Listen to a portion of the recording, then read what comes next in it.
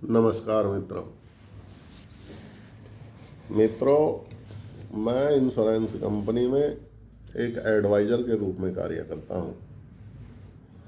और कल एक कस्टमर हमारे पास आए और वो हमसे बहस करने लगे कि इंश्योरेंस कंपनियां गाड़ियों के इंश्योरेंस की इतनी मोटी मोटी प्रीमियमें लेती हैं और बदले में कुछ नहीं देती हैं।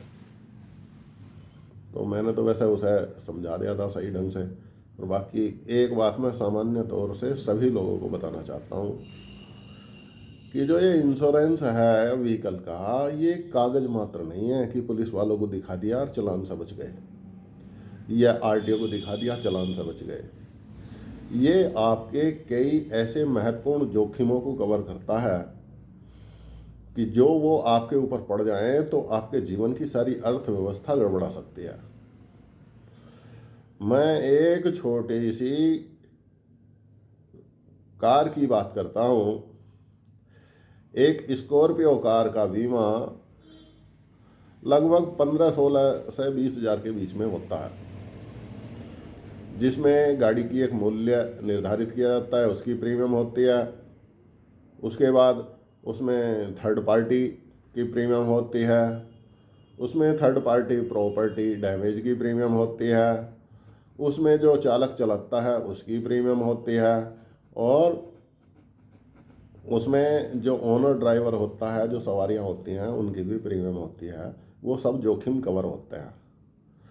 तो कार का जोखिम तो आपकी इंश्योरेंस पॉलिसी पे लिखा हुआ होता है कि भाई आपका हमने 5 लाख का या 7 लाख का कार का इंश्योरेंस किया, तो हमारी जो क्षति है वो एक निश्चित हो गई कि हमने उस गाड़ी का ज़्यादा से ज़्यादा जो आईडीवी वैल्यू रखी है वो देंगे।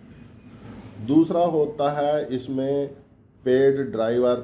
पेड ड्राइवर डब्ल्यूसी पॉलिसी में आता है, और जो उसकी एज के हिसाब से वो इनकम एंड लाइबिलिटी के हिसाब से उसका निर्धारण होता है कि वो कितने रुपए का आदमी था जिस टाइम वो मरा।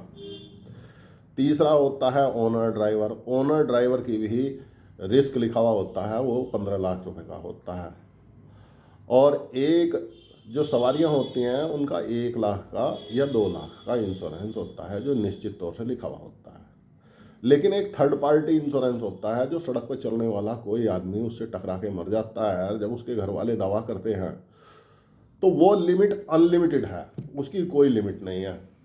वो 10 लाख का क्लेम भी आ सकता है, 10 करोड़ का भी आ सकता है, 200 करोड़ का भी आ सकता है।